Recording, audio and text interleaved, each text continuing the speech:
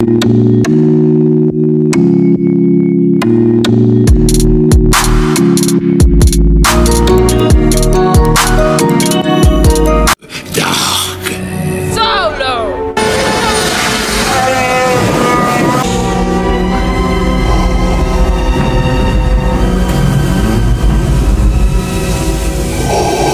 oui, cette scène iconique de Star Wars 5, je me lasserai pas de la regarder. On est à Potentiel Action, j'espère que vous avez la pêche. Et aujourd'hui, nouvelle review. Pour celle-ci, nous restons du côté Star Wars. Avec aujourd'hui, pas un vaisseau, pas une minifig, pas un bâtiment, mais bien une scène. Depuis pas mal de temps maintenant, je possède la scène tirée du film Star Wars 5, l'Empire contre-attaque, donc celle que je viens de vous montrer. Le 75-137, la chambre de congélation carbonique d'Han Solo. Alors cette scène, je l'ai vue des centaines de fois, car le 5, c'est mon épisode préféré de la saga. Bon, maintenant que l'intro est finie, passons à la review tout de suite.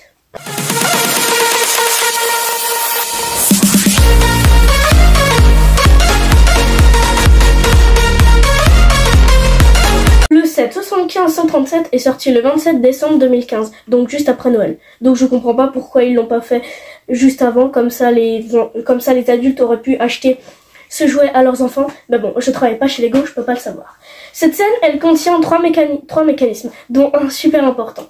Le premier, c'est celui-ci. C'est un ascenseur que l'on peut monter et descendre, et même stopper grâce à cet ensemble de pièces techniques qu'on incline sur le sol. Le second, c'est un genre de lit dans une soi-disant cellule que je trouve très mal faite. On peut l'incliner pour poser une minifig dessus et la replier pour que ça soit pas trop visible. Et le troisième et dernier consiste à tirer cette barre, la tourner et la repousser. Et après, comme vous l'avez vu, ça fait comme si il descend, se transforme et remonte. Après, sinon, on peut aussi monter et descendre l'escalier, mais bon, ça sert à rien. Bouger cette plateforme pour accéder à la cellule de la prison. Et on peut bouger une plate de 2x2 en stone grey avec une topographie dessus.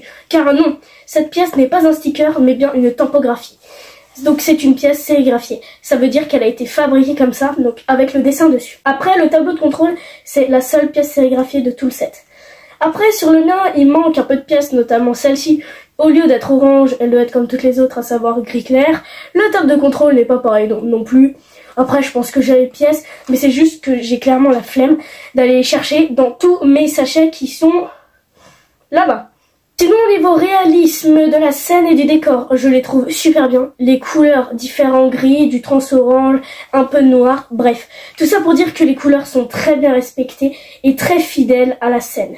Ce qui me plaît aussi, c'est les petits détails par-ci par-là, notamment les deux bâtons, rajoutent un peu de détails. Même les radiateurs grill de 1x2 en dark stone grey, c'est pas grand chose, mais ça rajoute quelque chose. Faisons un point sur ce mécanisme. Le mien est un peu vieux, donc il faut un peu forcer, et même tirer assez fort dessus. Pour le tourner, ça va, mais c'est surtout le tirer et le repousser qui devient un peu galère avec le temps. Bon, alors maintenant, les dimensions. Avec un nombre de 231 pièces, on a plus de 13 cm de haut avec la statue de carbonite dressée, 18 de large et 14 cm de profondeur. Donc franchement, je trouve que c'est assez correct. On a pas mal de place pour y jouer. On peut mettre pas mal de minifigs dessus. Alors maintenant qu'on a fini le décor, passons aux minifigs. Boba Fett, composé de 4 pièces. Jambes, corps, tête de Stormtrooper. Je pensais quand même qu'il allait avoir une tête personnalisée, mais non, pas du tout. Casque très beau, avec soit une visière, soit une antenne. Et il possède aussi une cape qui se porte que du côté, et je trouve ça très badass. Il possède... sa topographie est très classe, et comme accessoire, il possède un blaster avec élargissement grâce à un sabre laser noir. Ugnaught, composé de 3 pièces. Petites jambes, corps et tête stylée. Moi, je trouve qu'il a vraiment une topographie de mec qui travaille dans une usine avec sa salopette. Alors, bon, pour un peu plus de détails, Ugnaught, c'est mi-cochon, mi-nain. Et son job, c'est de piloter, de contrôler la machine à injection carbonique. Han Solo, composé de 4 pièces. Jambes, corps, tête à double visage et une magnifique chevelure. Cette topographie est basique, mais identique et très fidèle aux vêtements qu'il porte dans le film, dans cette scène-là. Et la statue, moi je la compte comme une minifig, donc composée d'une pièce, je trouve qu'elle est très réaliste et fidèle au film. Ces panneaux remplis de boutons sur le côté, la position du personnage et même le fait que le corps rentre dans la carbonique et en ressort à d'autres endroits, bref, je la trouve vraiment très classe. Maintenant, passons au prix. Sur le site Lego, vous ne le trouverez pas car c'est un trop ancien produit vu qu'il date quand même de fin 2015. Sur le site L'Avenue de la Brique, vous le trouverez pour 89 €, ainsi que sur Amazon. Donc en vrai, à part sur des sites d'occasion comme Vinted ou Le Bon Coin, vous le trouverez à partir de genre 90 €. Conclusion, c'est un très bon set. C'est très fidèle au film pour les détails, les couleurs et même les minifigs. Mais j'ai quand même un point négatif à lui donner. La cellule, oui, j'ai fait les guillemets, mais il faut les faire donc. La cellule est vraiment très mal représentée. Pour vous dire vraiment la vérité, avant de tourner la vidéo, je suis allée taper sur Google, je suis allée taper sur Google les 3 mécanismes parce que je ne comprenais pas ce que c'était ce genre de lit là. Je savais même pas que c'était un lit. Et quand j'ai compris que c'était le lit d'une cellule, j'ai halluciné parce qu'ils sont très mal représentés. Donc sinon ce set, je l'ai depuis maintenant bien 6 ans et ça fait genre quelques minutes que je viens de savoir à quoi il servait ce mécanisme.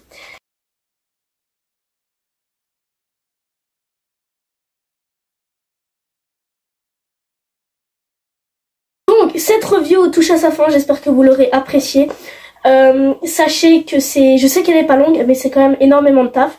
Croyez pas que j'ai mis genre 1 heure à l'écrire, j'ai mis plusieurs jours, 3 ou 4.